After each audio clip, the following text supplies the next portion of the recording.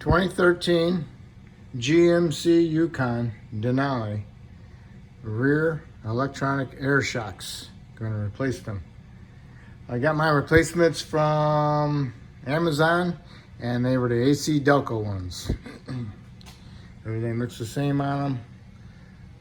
So those are the ones I ordered, and that's what I'm going to replace.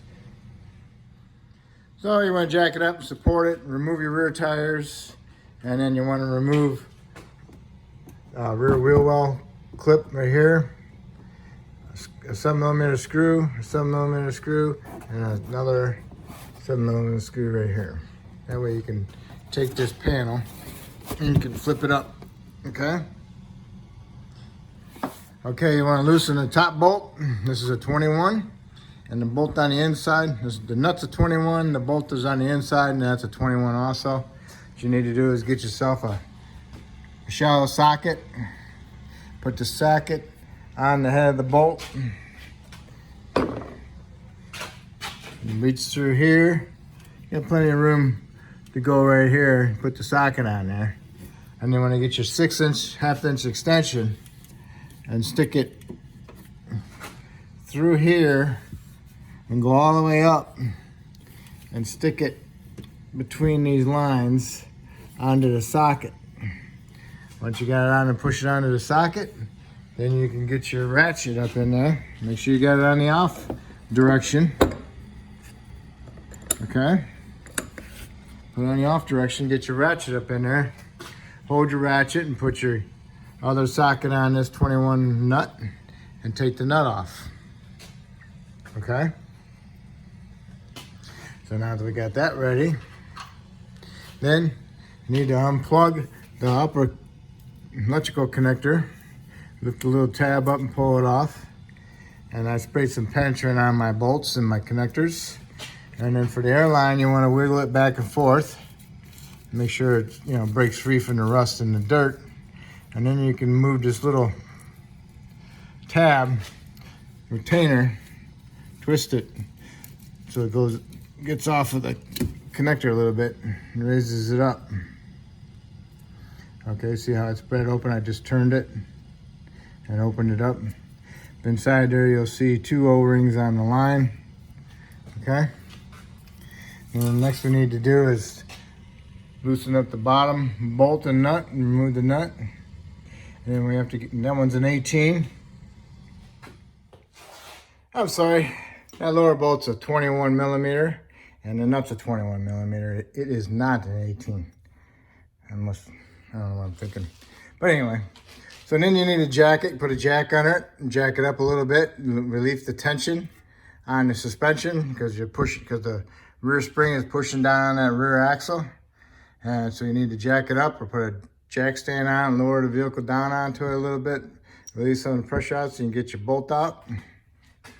And do not thread the bolt all the way out without the axle being supported. It will drop down and possibly might hurt you. Okay, so now we got the lower bolt out. Now we got to work on getting the top bolt out.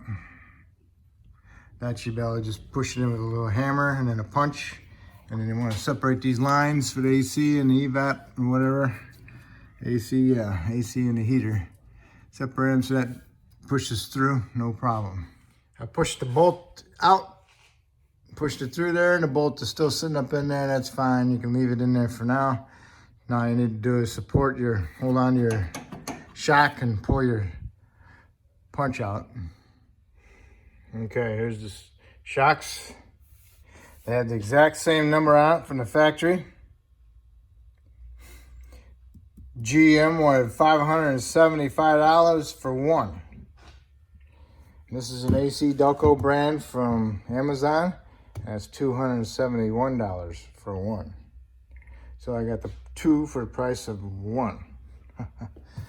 Okay, they look pretty much the same. All right. Here's the part number for the shocks at Amazon.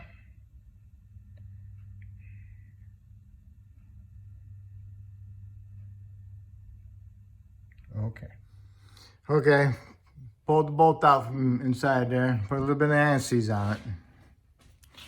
Now this bracket here is hollow behind it, to the frame. So you gotta watch out you don't drop your bolt down inside here, and then it will be sticking out through the bottom there, okay? So we're gonna stick our shock up through here, and I'm gonna fish this bolt in there, but I'm gonna hold the shock in there with my punch. Better yet, I'll use my other bolt because they're exactly the same. I use that for my guide. So now all I gotta do is get my bolt in through behind here and push it through and push this bolt out. Line up your bottom bolt, put your bottom bolt in and tighten it up. You want to torque them to like 100 foot-pounds because you don't want them spinning and be loose in there, causing a rattle. All right. Now what you do is you put your ratchet in through behind here and get it on your extension that's sticking through. Make sure you got it on a tightening position. Tighten your nut up and torque that up to 110 foot-pounds. They gotta be tight so you don't want them vibrating inside there, inside the mount. All right, now that you got those tight, now all you need to do is remove your dust cap off of there. And then what you wanna do is you wanna spray some little bit of penetrant in there, some like Sil Glide spray or something like that. And then you can put it back on there, make sure it clips in, and put some Sil Glide spray on here, or some Sil Glide inside the connector, or some, what is that? I can't remember the name of the grease. The grease I'm looking for is dielectric grease. Oh, gosh. Anyway, you can twist the line off this connector, you can straighten the line and push it out, and you can put your little grease on there, okay? And then you can pull it back through, and then you can hook it back up like that. So it goes back on there like that, okay? Make sure you plug this one in. Got a little bit of grease on there, dielectric grease or some Sil Glide. Put it in there. Push the little tab down, makes it locked in, pull on a little bit, give it a little snug. Push this in, move it around, turn your little retainer so it locks into the groove. Give it a little snug.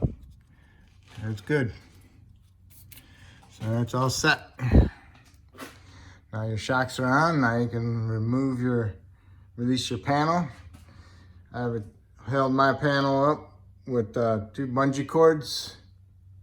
Helped out a lot. And now I'll put it back together, lower it down. I got my 3 screws and my 1 fastener.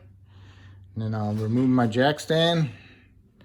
And then I'll put my tire on and torque my lug nuts to 140 foot-pounds. And that will complete my shocks on this side. It's gonna be exactly the same thing on the other side, okay? If I helped you with replacing your rear shocks, that's awesome.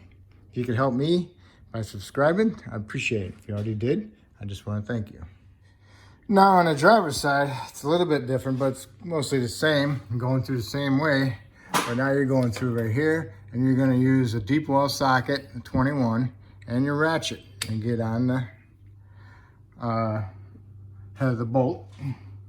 And over here, you got your fuel filler tube and vent tube coming in the way over here. So you get your socket on there, on the back side with your ratchet, and then use another socket to remove the nut. That worked perfect. The bottom one is the same thing, 21. Do that the same way. Make sure you jack it up with the jack stand to support it. So, and you can release the tension of the springs. You can get the shock out and do the same thing as you did on the other side, going back together. And that will complete it. Remember to put your shock in there and put your upper bolt in for a guide, and then put the other bolt in through the back side. Everything went together like butter. I put that ratchet back there with the socket on and put it on the head of the bolt. Worked perfect. Okay. And remember, some dielectric grease on your connectors and on your O-rings. Push them on there. Make sure they clip in. Give them a little pull. See if they come off. Other than that, it's all set. And you can put your shield back in with the 3 screws and your fastener and your tire. Torque your lug nuts to 140 foot-pounds. remove your jack, and then you're all set. And that's it.